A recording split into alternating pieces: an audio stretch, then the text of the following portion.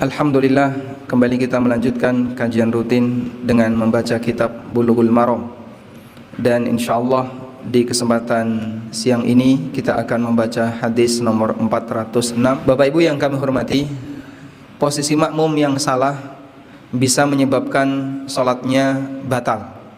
Perhatikan, ada jamaah batal, ada sholat batal. Yang batal yang mana? Sholatnya. Kalau sholatnya batal berarti harus diulang. Kalau jamaah batal bisa jadi dia dapat sholat, pahala sholat, tapi sholat sendirian dan tidak terhitung jamaah. Di sini yang terjadi bukan cuman sebatas batal jamaah, tapi batal sholat. Artinya batal sholat itu lebih parah dibandingkan sebatas batal jamaah. Posisi makmum yang salah bisa menyebabkan batal sholatnya makmum. Kalau imam insya Allah dalam kondisi selamat, tapi kalau makmum bisa batal sholatnya. Baik, apa saja yang menyebabkan posisi makmum yang salah bisa menyebabkan sholatnya batal? Yang pertama adalah makmum berdiri di sebelah kiri imam, sementara di sebelah kanan imam tidak ada siapapun. Saya ulang, makmum berdiri di sebelah kiri imam, sementara di sebelah kanannya tidak ada orang. Dalam kondisi ini, menurut sebagian ulama, sholatnya makmum batal. Kita bacakan keterangannya. Ibnu Qudamah rahimahullah menyebutkan, wa amma idza waqafa an yasaril imam, fa in kana an yaminil imam ahadun sahhat salatuhu.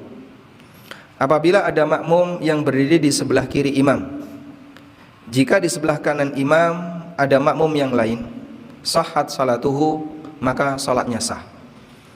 Lianna Ibnu Mas'udin radhiyallahu anhu shalla baina Alqamah wal Aswad. Karena Ibnu Mas'ud radhiyallahu anhu pernah salat di antara dua murid beliau, Alqamah dan Al-Aswad. Ibnu Mas'ud sebagai imam di tengah, Alqamah dan Al-Aswad di sebelah kanan dan kirinya. Falamma faraghu, begitu selesai salat, qala, Ibnu Mas'ud mengatakan, hakadha ra'aitu Rasulullah sallallahu alaihi wasallam fa'ala. Demikian yang pernah aku lihat dilakukan oleh Rasulullah sallallahu alaihi wasallam. Hadis riwayat Abu Dawud. Wali anna wasata saffi mauqifun lil imami fi haqqin nisa'i wal urat. Dan imam yang berada di tengah ini juga sah berlaku bagi jamaah wanita. Ketika wanita berjamaah dengan sama wanita, maka imamnya di mana? Di shaf paling depan, paling tengah, di antara makmum kanan kirinya. Wa illam yakun an yaminihi ahadun fa salatu man waqafa an yasarihi fasidun. Apabila di sebelah kanan imam tidak ada seorang pun, maka orang yang salat di sebelah kiri imam fasidun, salatnya batal. Sawa'un kana wahidan au jama'atan, baik dia salat berdua atau bersama banyak orang. Contoh berdua misalnya imam dan makmum, tapi posisi makmum berada di sebelah kiri imam. Maka ketika di sebelah kanannya enggak ada siapapun, makmum yang berada di sebelah kiri imam salatnya apa? Batal. Contoh yang berjamaah, di belakangnya ada banyak orang berjamaah. Lalu ada makmum yang dia berdiri di sebelah kirinya imam. Maka makmum di depan sendirian ini yang berada di sebelah kirinya imam, salatnya juga batal. Demikian keterangan Ibnu Qudamah dalam Al-Mughni. Tayyib. Ini kondisi yang pertama, di mana makmum batal salatnya ketika kapan? Dia berada di posisi sebelah kirinya imam. Berikutnya, kondisi kedua makmum batal salatnya apabila dia berada di depan imam. Dan kaum muslimin sepakat akan hal ini, karena yang namanya makmum seharusnya di mana? Belakangnya atau di sebelahnya, bukan di depannya. Dan salah satu di antara indikator depan adalah posisi tumit. Salah satu di antara indikator depan posisi tumit. apabila tumitnya makmum melebihi tumitnya imam, perhatikan yang jadi acuan tumit. Ini makmum sebelah kanan, ini imam ya. Kalau tumitnya makmum, ini tumit ya, melebihi tumitnya imam, maka terhitung di depannya imam. Tapi kalau tumitnya makmum tidak melebihi tumitnya imam, walaupun bisa jadi kakinya makmum lebih panjang daripada kaki imam, tumitnya sama, tapi kakinya lebih panjang daripada kaki imam, karena makmumnya lebih jangkung, lebih tinggi daripada imam, sehingga jejer tumitnya sama, tapi kakinya lebih dawa, kakinya lebih panjang. Maka la yadur, tidak masalah. Yang penting posisi tumitnya tidak melebihi tumitnya imam. Dah?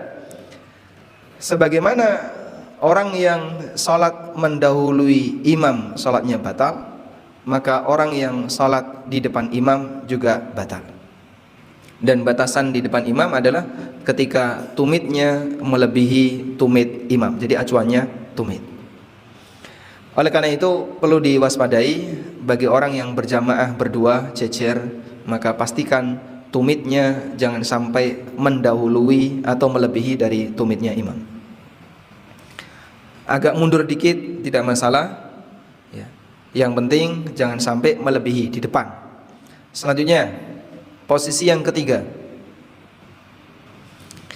orang yang sholat di belakang shaf sendirian, sementara masih memungkinkan bagi dia untuk bergabung dengan shaf di depannya.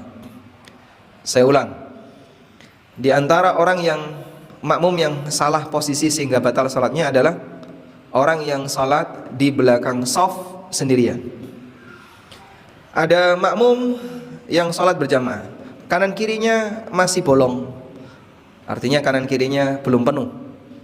Tiba-tiba ada makmum yang sholat, kemudian dia berdiri di belakang shaf sendirian. Dalam posisi ini makmum yang sholat di belakang shaf sendirian sholatnya batal. Kejadiannya di zaman Nabi SAW pernah ada orang yang sholat seperti itu. Begitu selesai sholat, Rasulullah SAW meminta kepada orang ini untuk mengulangi sholatnya. Maka ini dalil bahwasanya orang yang sholat di belakang shaf sendirian sholatnya batal. Tayyib. Selanjutnya, jamaah yang Allah, bagaimana dengan makmum yang posisinya terpisah dari sholat jamaah, terpisah dari jamaah imam? Misalnya di lantai 2, sementara tidak ada lubang ya, tidak ada void antara lantai 1 dengan lantai 2, atau di basement sehingga sama sekali nggak kelihatan, kanan kirinya semuanya tembok.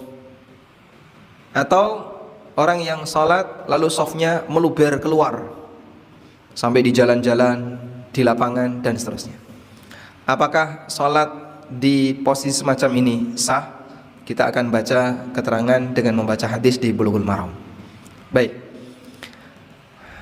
Dari Abu Sa'id Al-Khudri radhiyallahu anhu, beliau bercerita, anna Rasulullah sallallahu alaihi wasallam ra'a ashabihi ta'akhuran. Beliau bahwa Rasulullah sallallahu alaihi wasallam pernah melihat beberapa sahabatnya ta'akhuran, agak ke belakang.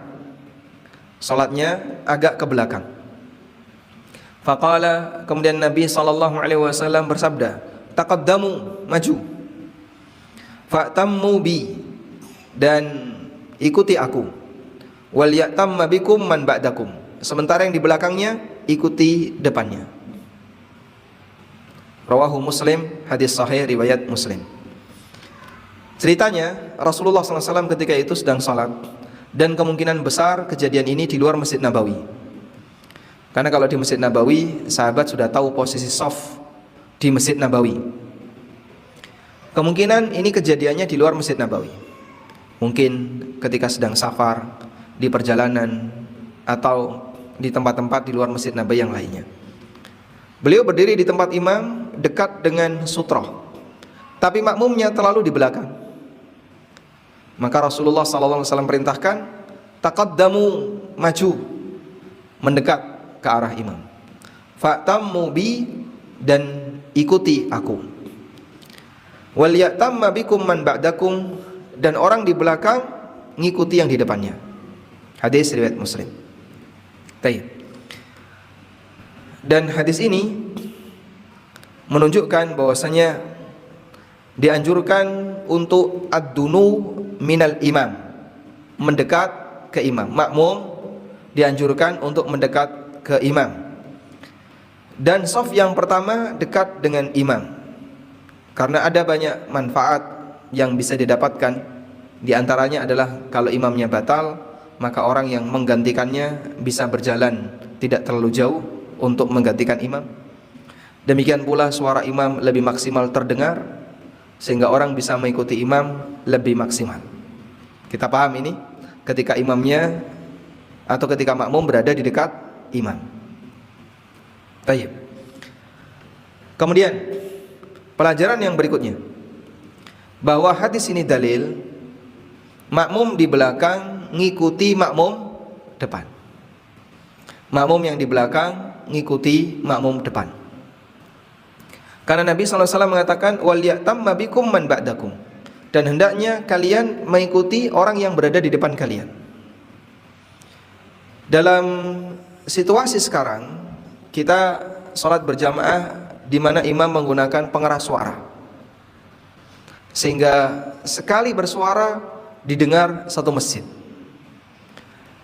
Suasana seperti ini tidak dijumpai oleh orang di masa silam. Padahal jumlah jamaah di masa silam banyak sekali. Ya mungkin kalau sholat Id, sholat Jumat, ya sebagaimana suasana yang bisa kita lihat saat ini, masjid penuh. Dulu juga mungkin seperti itu, masjidnya penuh. Baik. Terus bagaimana dengan makmum di belakang? Nah, makmum di belakang mereka bisa mengikuti imam dengan cara dia ngikuti depannya. Kalau depannya gerak, makmumnya gerak. Jadinya gerakan mereka tidak bareng.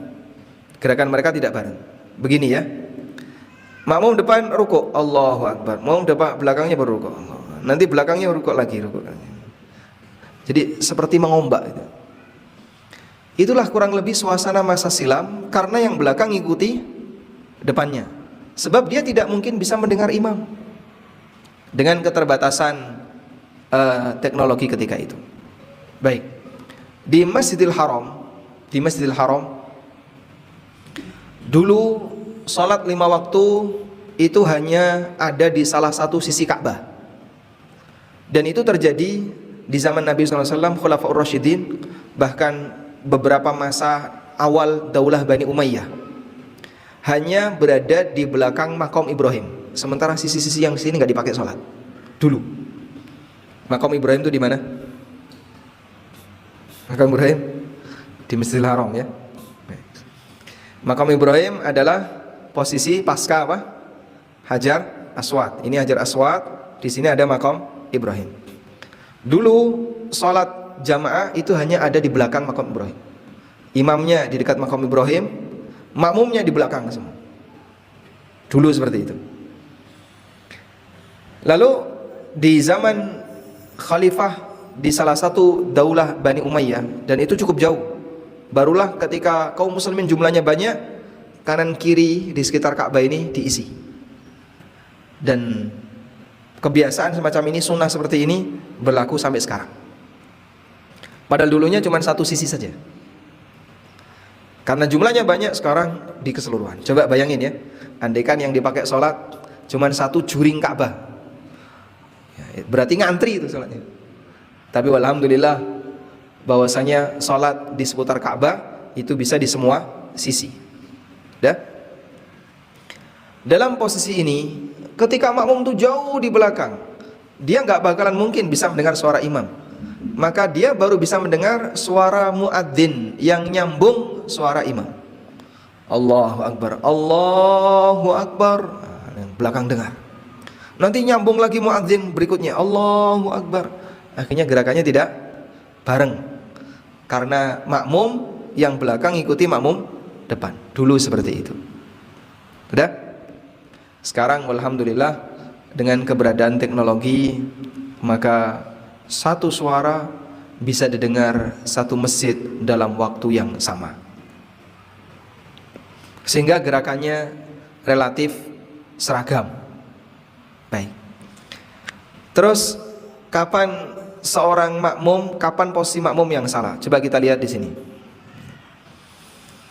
Idza kathratil jamaah wa ta'addadatis sufuf fala tushtaratu ru'yatul imam bal yakfi sima'u sautihi lil iqtida'i bihi.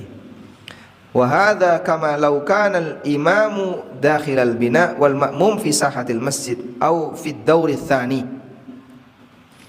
Apabila jumlah jamaah itu banyak dan shaf itu banyak jumlahnya, maka tidak disyaratkan makmum belakang harus lihat imam. Andaikan semua makmum syaratnya harus lihat imam, maka masjid posisinya harus seperti tribun. Undak ini. Harus. Kalau enggak batal nanti sholatnya. Repot ya. Walhamdulillah tidak ada ketentuan seperti itu. Sehingga makmum tidak harus lihat imam. Sehingga yang penting adalah makmum belakang masih bisa lihat imam depan, sholatnya sah. Selama makmum belakang bisa lihat makmum depan, sholatnya sah. Seperti mereka yang sholat fi sahatil masjid, di halaman masjid, di pelataran masjid, bahkan sampai di jalan, selama dia masih lihat makmum di depannya, maka sholatnya sah. Wa hadza idza kanatis sufufu muttasilatan. Demikian pula ketika shaf itu nyambung, fa in kanat ghaira muttasilatan sahhat as-salatu wa 'abbara ba'duhum bil karaha. Demikian pula ketika shaf itu nyambung. Di belakang ada orang sholat di jalan, tapi nyambung dengan orang yang sholat di halaman masjid. Nyambung. Tapi belakangnya sholatnya di jalan. Cuman kan nyambung dengan yang di halaman masjid, nggak jadi masalah. Bagaimana kalau nggak nyambung? Kalau nggak nyambung, sebagian ulama menilai makruh karena menyalahi sunnah, yaitu tidak menyempurnakan shaf depan. Misalnya ya, ada di halaman masih ada banyak yang lubang.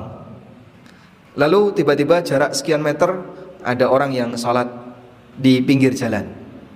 Tapi dia masih bisa melihat yang ada di halaman itu. Sebagian ulama menilai makruh. Tayyib. Selanjutnya ada kasus sekarang. Kita coba bagi kasus menjadi dua ya. Perlu untuk dipahami berkaitan dengan batasan nyambung shaf ketika sholat jamaah. Saya ulang ya. Apa sih batasan shaf itu nyambung ketika sholat jamaah? Ulama berbeda pendapat mengenai definisi nyambung shaf sholat berjamaah. Pendapat yang pertama, selama masih bisa melihat, maka shaf dihitung nyambung. Selama masih bisa melihat, maka shaf terhitung nyambung. Sudah? Kecuali jika dalam satu tempat yang sama. Kecuali jika dalam satu tempat yang sama. Satu tempat yang sama, contohnya masjid. Selama masih dalam satu tempat yang sama, walaupun tidak bisa melihat makmum yang nyambung dengan imam, seluruh makmum di tempat itu sholatnya sah. Contoh, orang yang sholat di basement atau di lantai 2, sementara dia sama sekali nggak bisa lihat makmum di bawahnya, tidak bisa lihat makmum di atasnya yang nyambung dengan imam. Apakah sholatnya sah? Selama dia di satu tempat yang sama, maka sholatnya sah. Penjelasannya, li'annal masjida mabniyun lil jamaah. Karena masjid itu dibangun untuk sholat berjamaah. Fakullu man wujida fihi fahuwa fi mahalil jamaah. Sehingga semua yang berada di bangunan itu berarti dia berada di tempat jamaah. Berarti semua yang ada di tempat itu berarti dia berada di mana? Di tempat sholat jamaah. Maka seluruh makmum sah selama dia berada di tempat yang sama. Sampai di sini paham? Baik. Dan ini merupakan pendapat sebagian ulama Hambali. Mereka di antaranya adalah Syekh Ibnu Utsaimin rahimahullah taala.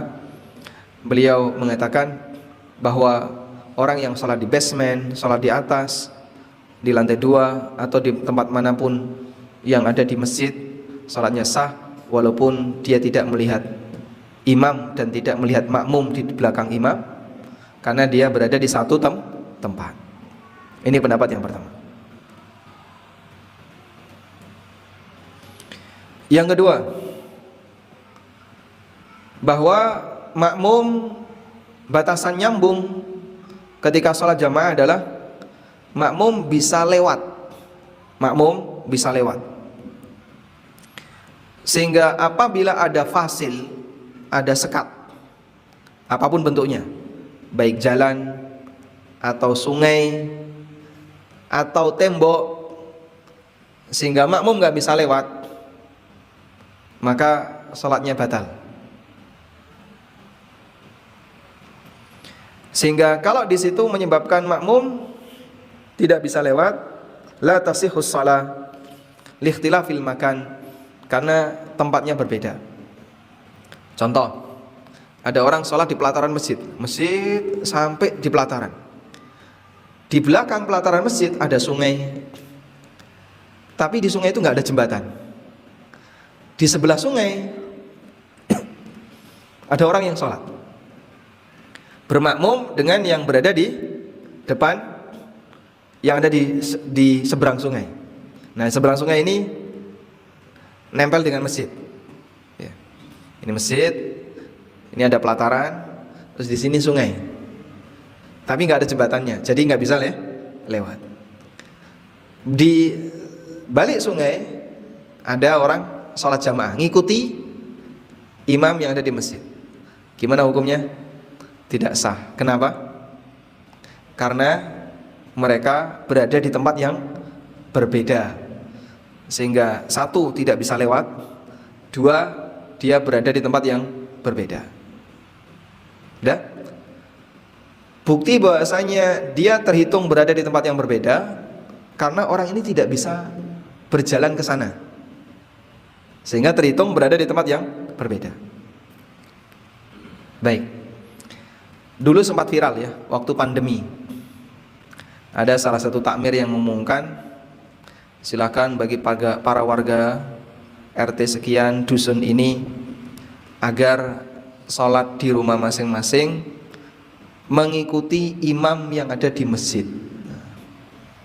Terus imamnya pakai corong luar, sehingga warga di sekitarnya mendengarkan corong luar. Gimana hukum salatnya? Batal. Hukum salatnya batal. Ya. Baik. Oleh karena itu, ketika di situ ada fasil, ada sekat, meskipun dia bisa mendengar suara imam, maka tidak sah untuk mengikuti jamaah, karena dalam hal ini dia berada di tempat yang berbeda, sehingga makmum yang mendengar suara imam tetap tidak boleh berjamaah dengannya, kecuali jika dia bisa melihat makmum depannya dan mendengar suara imam.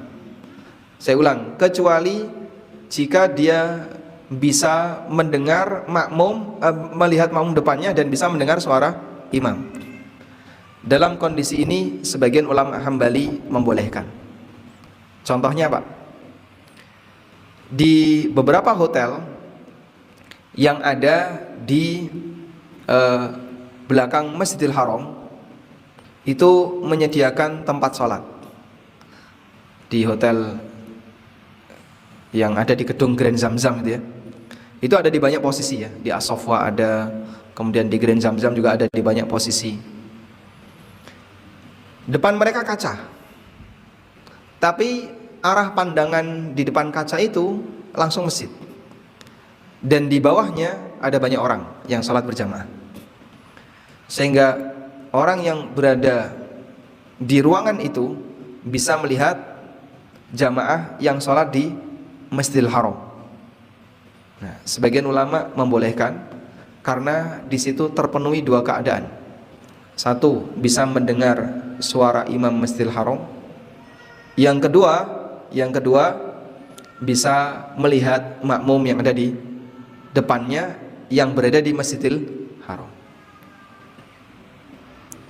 Cuman kondisi ini bisa berbahaya apabila Masjidil Haram kosong sehingga depannya nggak ada orang, adanya di dalam, nggak kelihatan dari luar.